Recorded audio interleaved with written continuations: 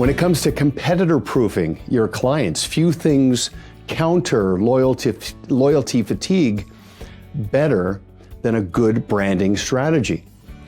When it comes to creating consistent introductions through advocacy, few things trigger that moment of recognition and awareness that coincides with that stage of readiness to convert endorsements into actual introductions than a solid branding strategy.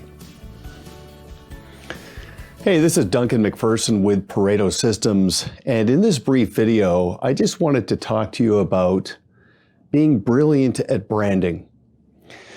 Okay, so as you know by now, marketing is what you say. It's a claim about your value.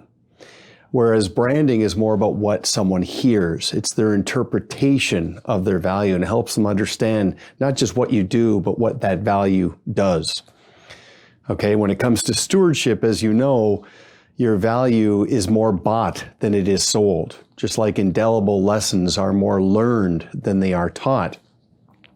And branding ultimately impacts someone's ability to come to their own conclusions about the alignment between what you provide and what it is they want and aspire to.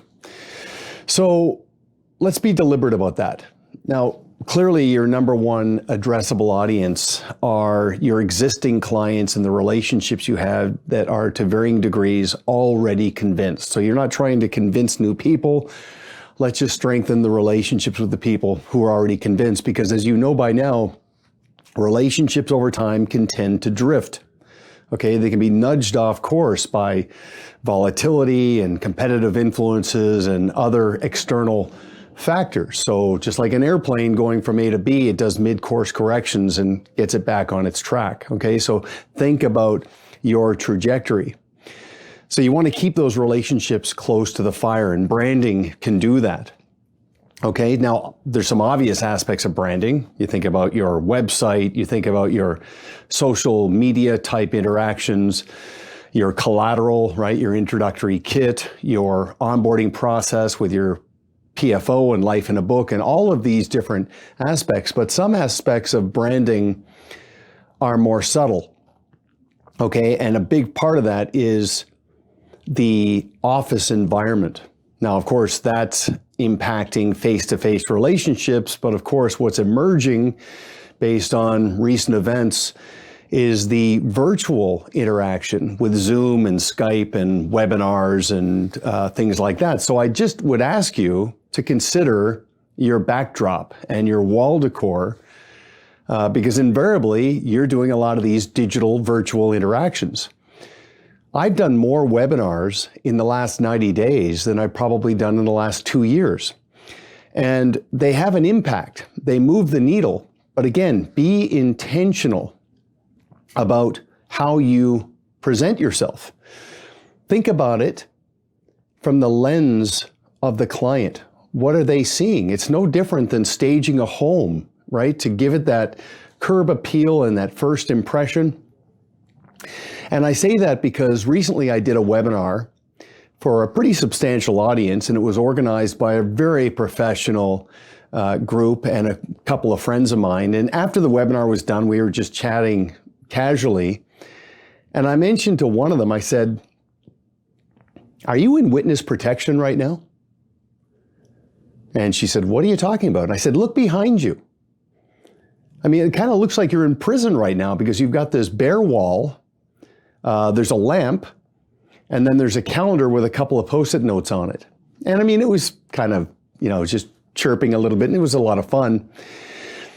But I just asked her, I said, you want to be in a situation where people are a little bit transported. They're not hanging on to every word, but they're kind of going into a bit of a comforting trance when they're experiencing your interactions online. And again, it's subtle. You want to hold their attention, but in a very tasteful, understated way. So first of all, think about your wall decor. Do you have prints on the wall that actually symbolize your value? Like, don't go through the motions. And I'll just give you a little call to action here. You already know that I'm a big fan of lavish cards, and they have a whole section of cards which are ideal for symbolizing your value. Well, they have wall decor prints as well, beautiful images. Images of bridges, right? Because you are the bridge to your client's goals. Navigational items, like you think about this item here, it just conveys navigation. Just little things that you can do. So check out lavish cards, look at their wall decor. I mean, you think about what we do, practice management, but what does it do? Clients focusing on what it does. That image there, it puts more sand in their hourglass, gives them the gift of time. You know, of course, I'm big on imagery. I mean, that's a picture of my youngest son golfing. I mean, there's all kinds of energy that can be projected by the backdrop you convey and present. And I know there are virtual sort of green screen backdrops, and they can have an impact as well, but I just like the energy and the authenticity, and especially with actual art. Now, this piece of art was created by a local artist by the name of Deborah Martin. And this is an image that she created of the Okanagan Valley. Okay, so it's a lake and mountains, it's nature, of course, beautiful sky, and a vineyard. Now, think about this. You've got some clients that want to spend more time in wine country and experience the world of wine, invariably. Not all of them, but some of them.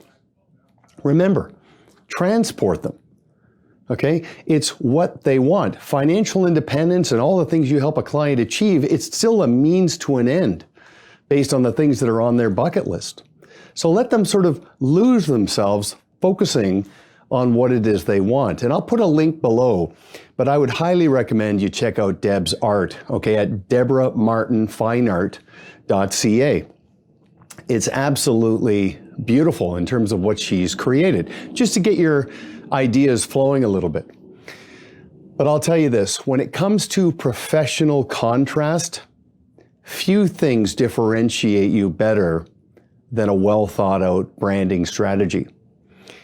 When it comes to competitor proofing your clients, few things counter loyalty fatigue better than a good branding strategy. When it comes to creating consistent introductions through advocacy, few things trigger that moment of recognition and awareness that coincides with that stage of readiness to convert endorsements into actual introductions than a solid branding strategy. Okay, so again, links are below. Remember, you're not trying to impress someone, you're trying to impress upon them what it means to be your client. Okay, it's tasteful, it's again understated, and it helps you connect with people on a little bit deeper level. Okay, so just something that's emerging based on our new reality here. Just take a good look at how you are perceived, because ultimately that impacts how you're described. Okay, so again, this is Duncan MacPherson with Pareto Systems. Be brilliant at branding. And until next time, make it a great day. Thanks for watching and being a part of the Pareto community. If this video resonated with you, please like and share and leave a comment, and I'll do my best to respond. We put out daily, actionable best practices on my LinkedIn page. Just look for Duncan MacPherson. And weekly videos on our Pareto Systems YouTube channel. Follow and subscribe to ensure that you are up to date with the best practices of today's most successful fee-for-service professionals. We also share our daily best practices and give access to our Pareto Academy on our mobile app, Pareto Systems, always on. Subscribe for free today and put Pareto in your pocket to keep refining and optimizing your business.